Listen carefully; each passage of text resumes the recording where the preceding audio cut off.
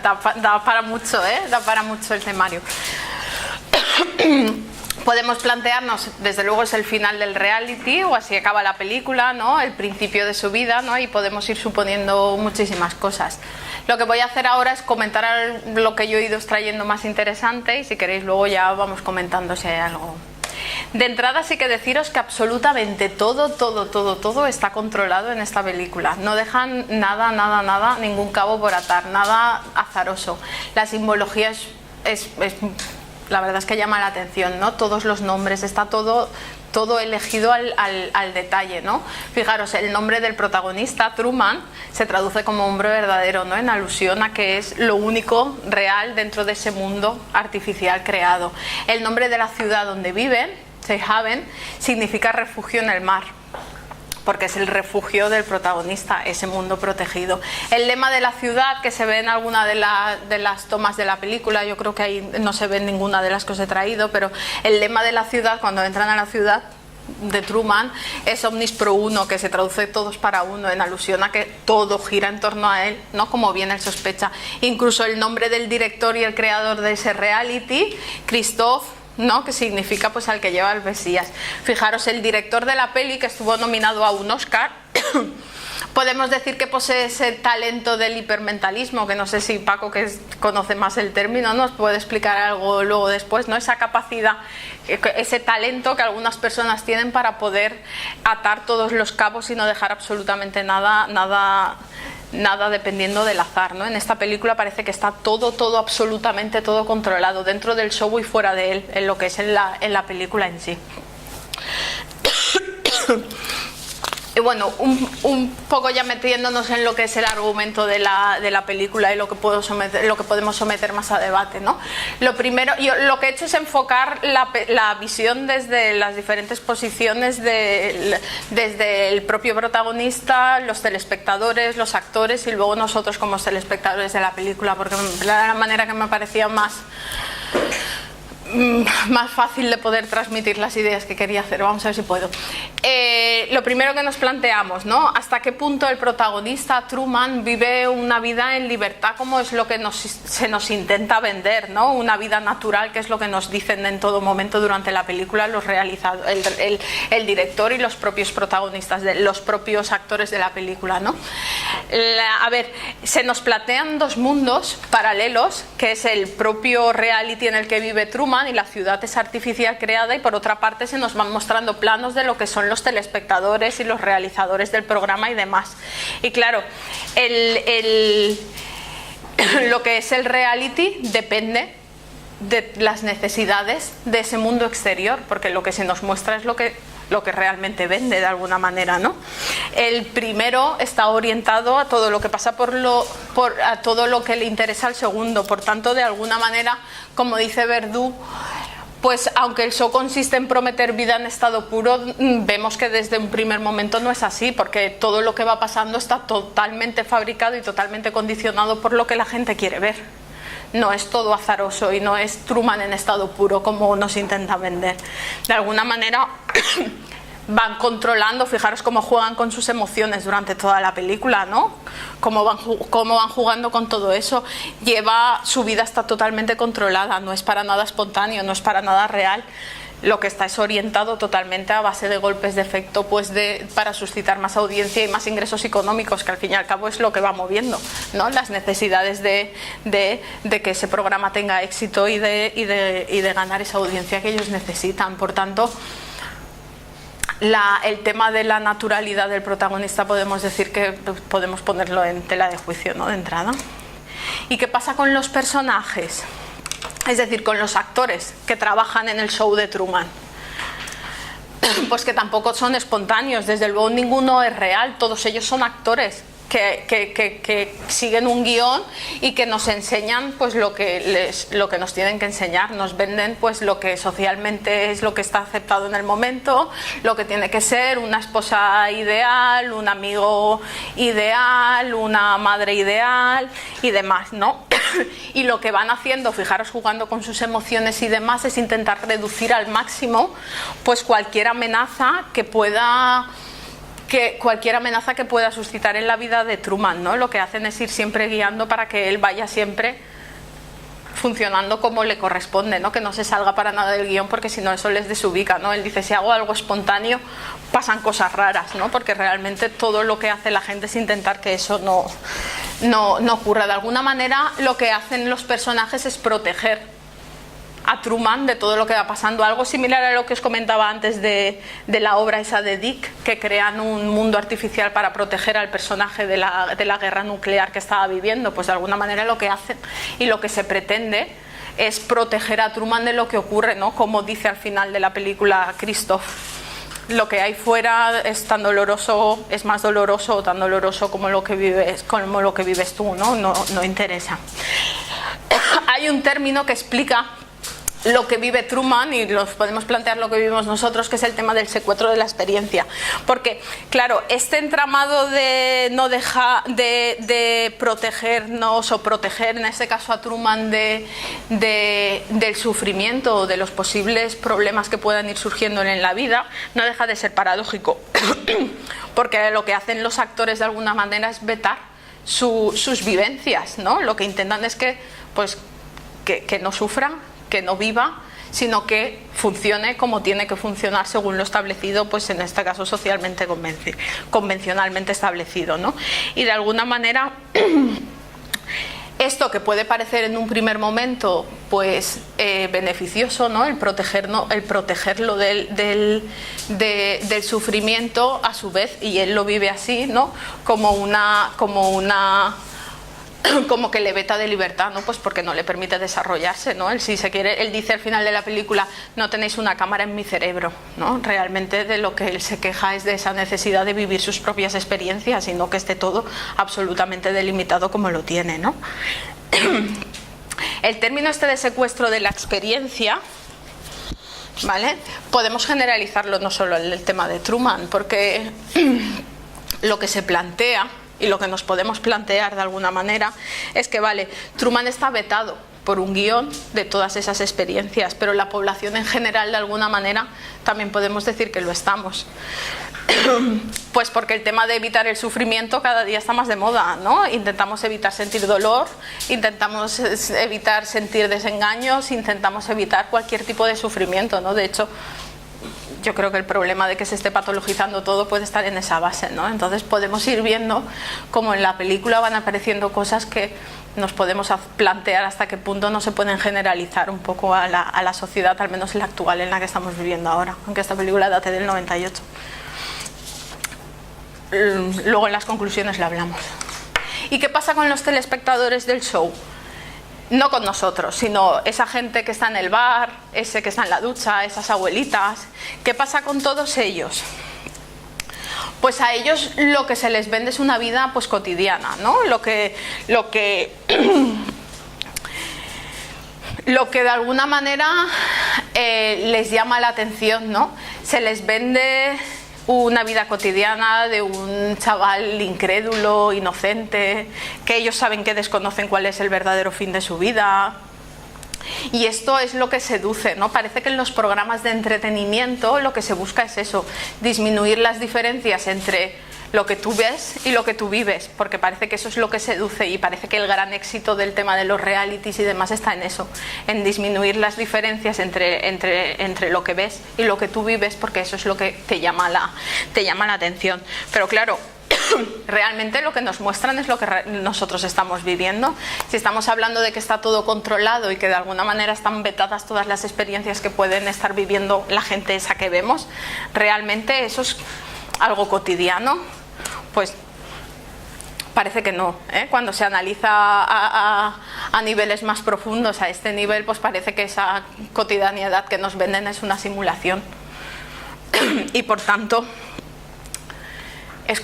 no deja de ser paradójico que nos seduzca algo que realmente no muestra nuestras vidas realmente. Pero bueno, parece que es algo similar. Y a otro nivel, ¿y qué pasa con los telespectadores del cine? Es decir, con nosotros. Porque nosotros somos telespectadores de la película y que a su vez en la película somos telespectadores de un show, ¿no? Pues que nosotros somos espectadores de una simulación de la simulación. De ahí el título de las metasimulaciones que se me ocurre ahora.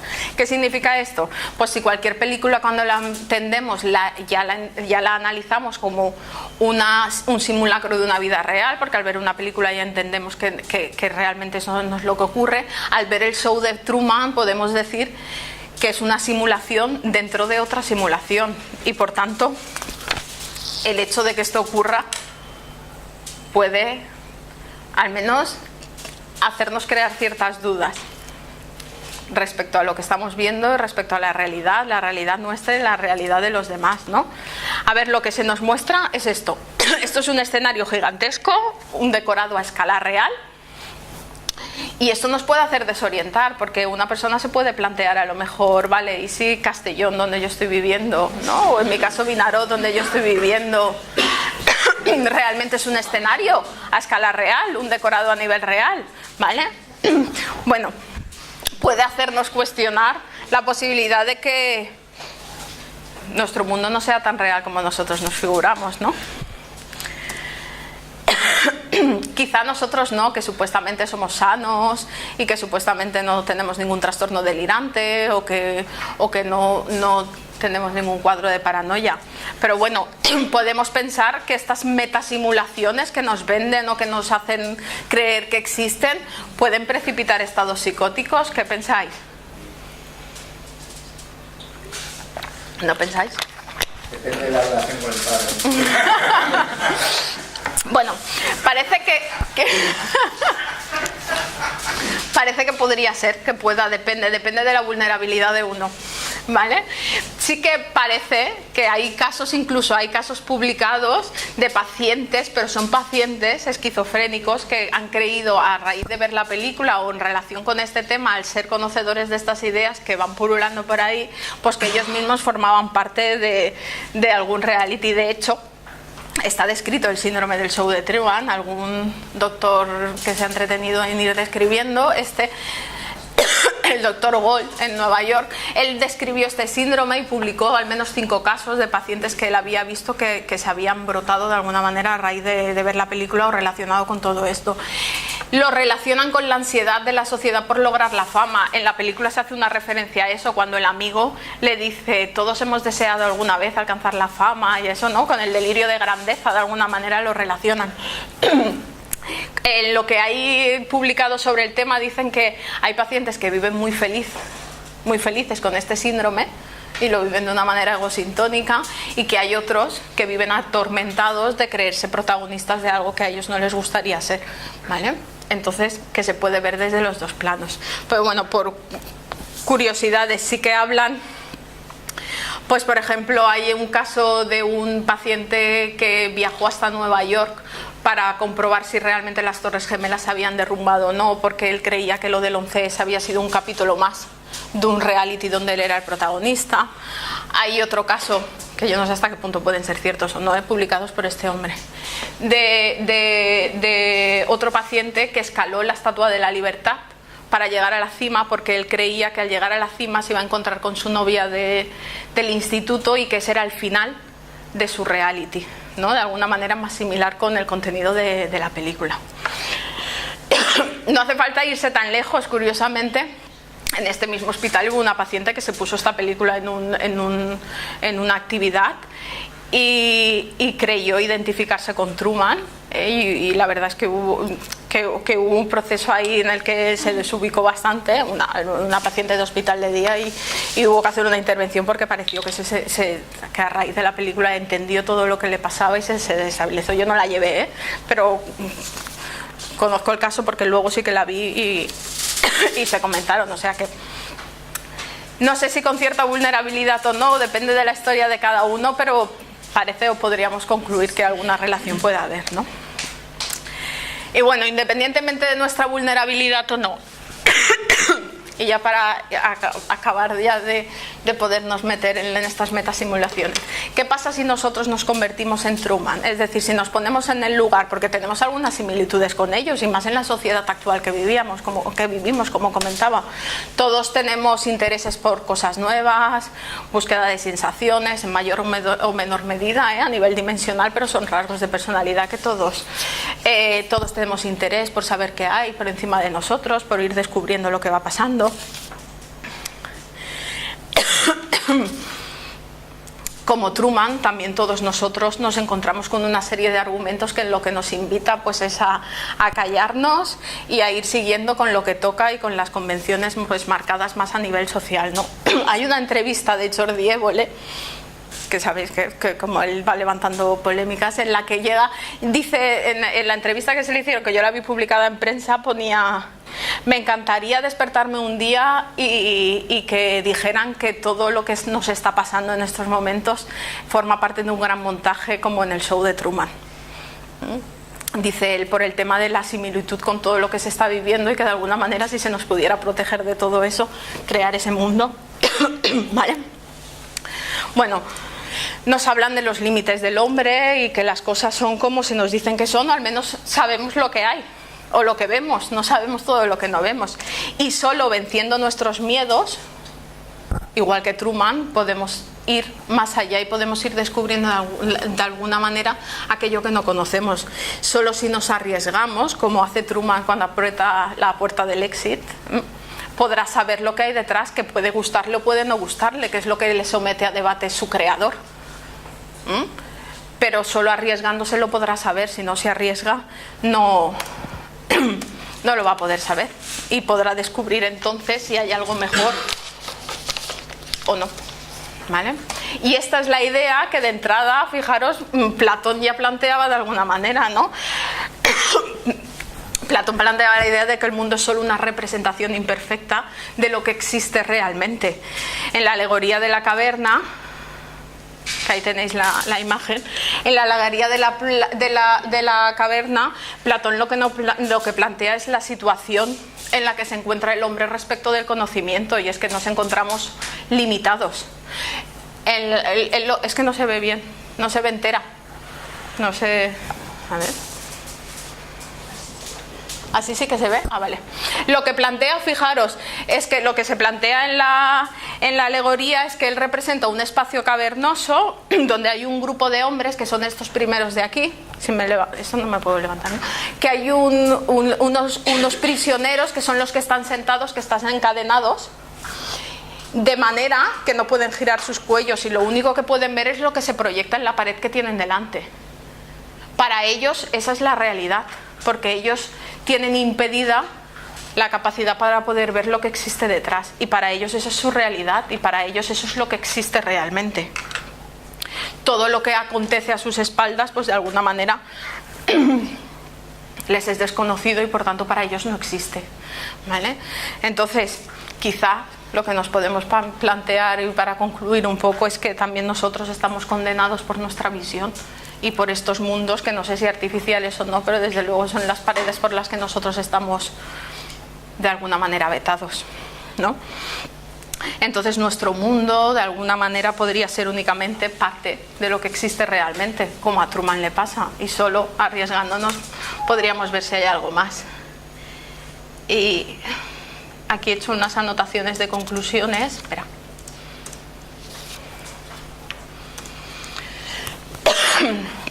Y a nivel de conclusión, pues bueno, parece que Truman no tiene una vida real, al menos no una vida natural, sino que está totalmente controlada, aunque realmente nos podemos plantear lo difícil que es para nosotros definir cuál es esa realidad y si las nuestras y nuestras experiencias son realmente reales o no. De la misma manera, las vivencias de Truman parece que están totalmente vetadas según los intereses de un guión, pero que de modo similar nos tenemos que plantear si nuestras experiencias no están secuestradas por la sociedad en la que vivimos también. Y que bueno, que el show de Truman puede definirse como una simulación de la simulación, como se iba diciendo, y por tanto como hiperreal, ¿eh? Y aquí introducimos el mundo este de la hiperrealidad, lo que nos puede hacer reflexionar sobre el carácter verdadero de nuestro mundo, como ya Platón se planteaba, ¿no? El término de hiperrealidad que lo describe este autor, dice, pues la vida del pseudo Truman no tiene un verdadero origen, ni una auténtica realidad, puesto que la vida que intenta simular es algo idealizado y por tanto es irreal. Luego es un programa de televisión que lo podemos catalogar como de hiperrealidad. Y esperando no precipitar ni estados paranoides ni demás, ¿vale? Yo dejo aquí ya la presentación y si queréis vamos comentando todo lo que suscita. Yo os digo, yo creo que da para muchísimo esta película. Yo he intentado transmitir algo, pero no se ve todo. No sabemos qué debería ser de la vida de Truman cuando cruzó esa puerta. No hay una segunda parte, lo hubieran podido hacer a lo mejor. El amor, claro. El amor. El logos. Ahí aparece yo creo que has hecho una presentación magnífica. No solamente por trabajo tecnológico que has hecho, sino por trabajo de síntesis. Y con respecto a la película, decir que a mí me parece una película magistral. Me parece una película de esas para ver 5 o 6 veces, como Bailando con Lobos. Una película de esas que hay que ver de vez en cuando, porque siempre te encuentras con alguna cosa nueva.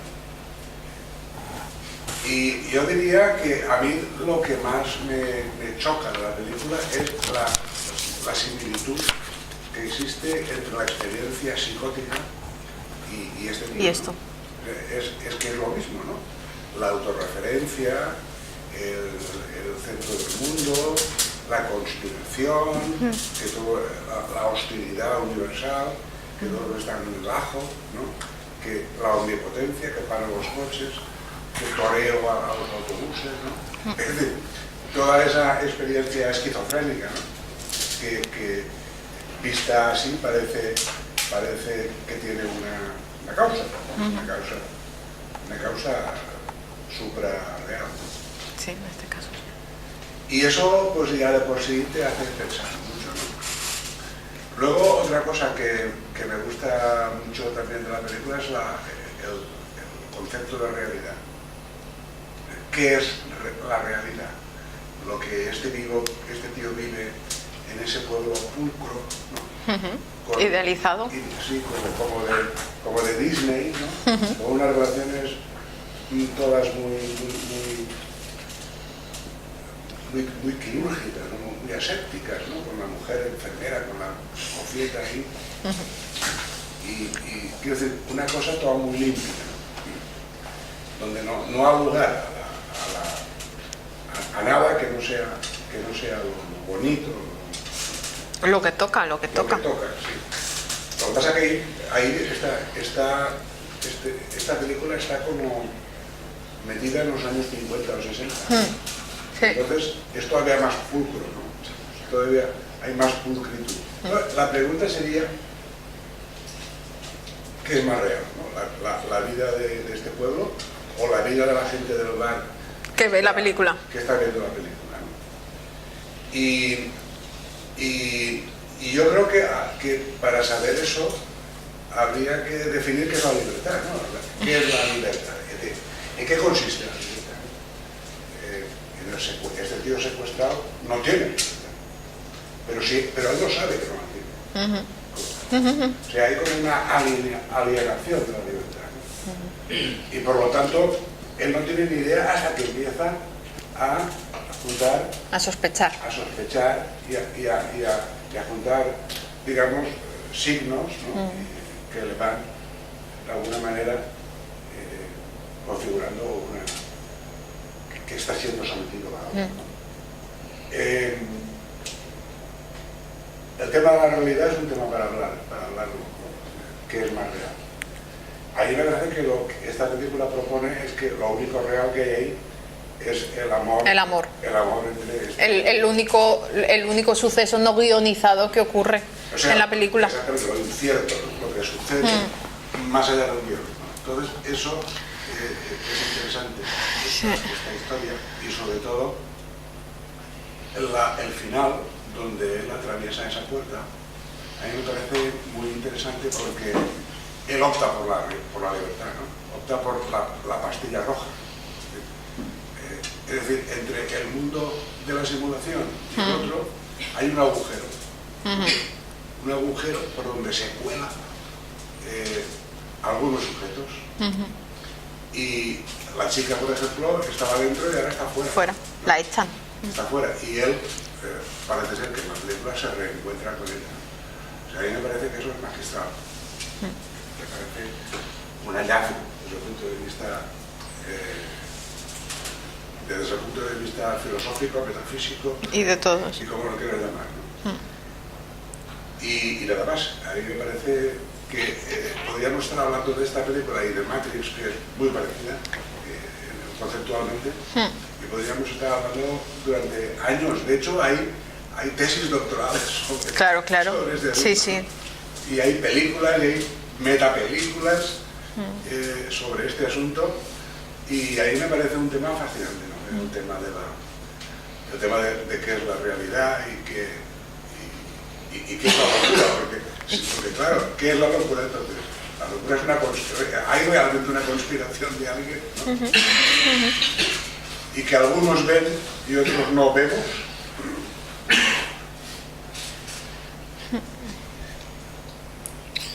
Y Dios, ¿no? Porque ese Dios es Dios. El creador. El realizador es Christoph. Y él se revela contra Dios, ¿no? Que tiene algo de prometeico también, todo ese historia, ¿no? Bueno, y lo que Truman cuestiona es que pese a ser Dios, no sabe todo lo que él siente, o todo lo que él quiere, o todo lo que él anhela. Claro. Le cuestiona. Pero en ese momento deja de ser Dios. En cuanto lo conoce. En cuanto lo conoce.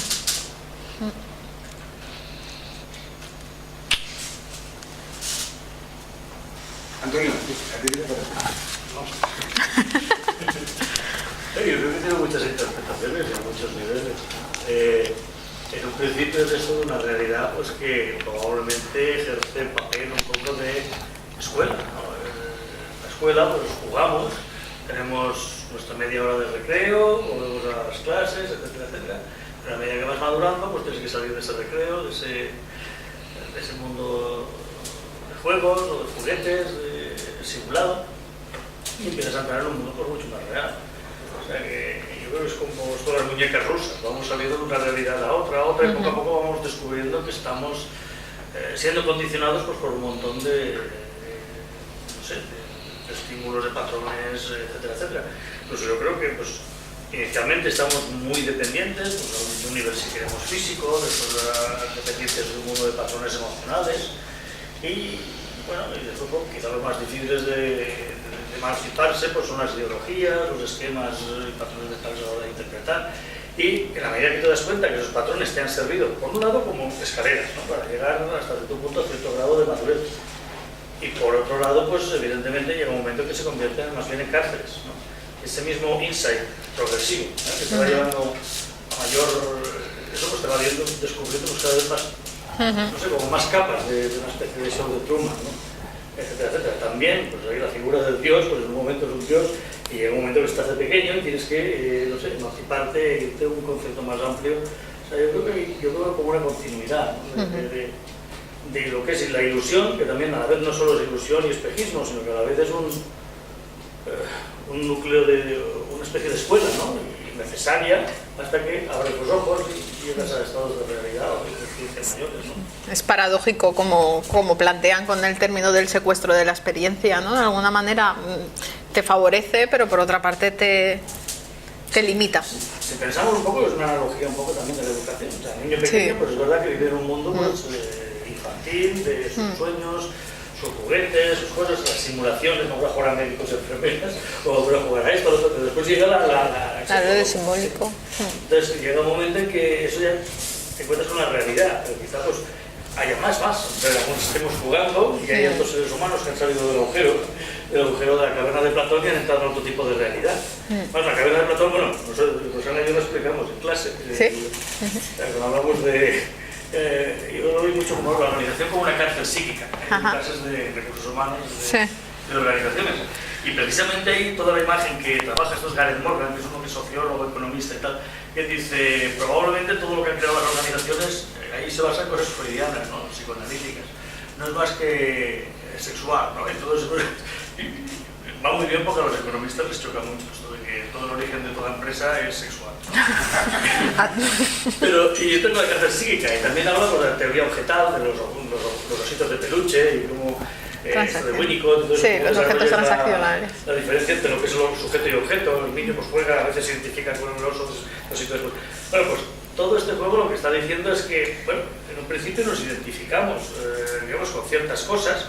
Cuando somos mayores seguimos identificando con los tipos de juguetes, que con un coche más grande, un despacho más grande, o que me asciendan al jefe, etc. Y todo es un juego continuo en el cual, pues bueno, va aumentando la complejidad. Esa es un poco la idea. Pues, con una analogía realmente...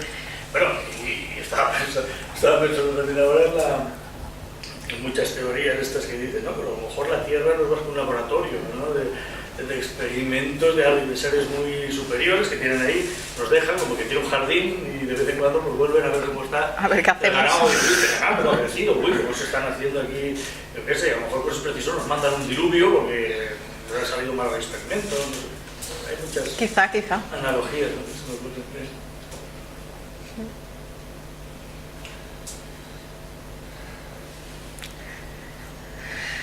Pues ahora. A lo mejor hay grados de humanidad. De humanidad. ¿Hay grados? Grados de humanidad, claro. La evolución humana como grados. Me impactado. ¿Está impactado? Pues ahora que dices ahí, tiene un grado... Claro, un profesor de el ser humano como una evolución humana. A mí me ha dejado... No la había visto. Me parece genial lo que has sacado. Ajá. Lo voy a poner en clase. Claro, por el tema de claro, desde las teorías de la comunicación humana y yo creo que da muchísimo. Yo creo que somos todos humanos. Pero también es lo que dice Paco también de... Unos más que otros. Pero todos tenemos un grado de humanidad. Yo no tengo que pensar. Tienes que ver entera. No sé lo que has puesto. Por eso yo también veo también quizás las personas más, no sé, más engañadas, o quizás paradójicamente las que más libres se creen, ¿no? Quizá, el autoengaño. No, yo creo que es más bien yo me gustaría más la analogía de infantilidad. O sea, hay personas que son más infantiles, que tengamos 80 años, no decir, ¿no? Más infantiles, lo ves en evolución, la frase un poco de, por decirlo, macarrada que te dice a mí no me manda ni Dios, y eres un empleado, no sé, de aquí, y dices, precisamente tú eres lo más condicionado, ¿no? Pero es lo que más crees que eres libre de todo, ¿no? No lo sé. O sea, luego hay otra cuestión que tú dices de la realidad. ¿En qué medida toda nuestra sociedad no va a buscar esa realidad perfecta? Entre todo lo que intentamos todos evitar el sufrimiento, como tú has dicho, nuestros padres nos quieren proteger, todo tiene que estar correcto, te tienen que querer, no tienes que sufrir, y estamos condenando la libertad humana a costa de la seguridad humana. Eso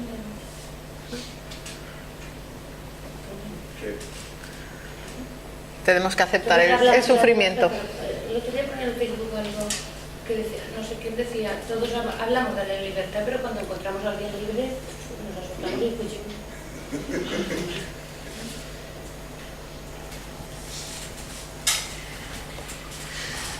Yo creo que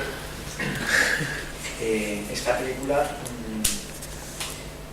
como profesionales de la salud, creo que es una película que es muy importante. Por una parte, del planteamiento de la locura, de la esquizofrenia. En ese sentido, probablemente lo que nos enseña esta película es lo mismo, y me ha parecido genial la analogía con el mito de la caverna, y que tiene que ver con esa evolución desde la psicosis. ¿Vale? Es decir, que probablemente la psicosis siempre ha estado en el ser humano, es decir, que partíamos de la psicosis, ¿no? Eso es una de las cosas que yo a veces pienso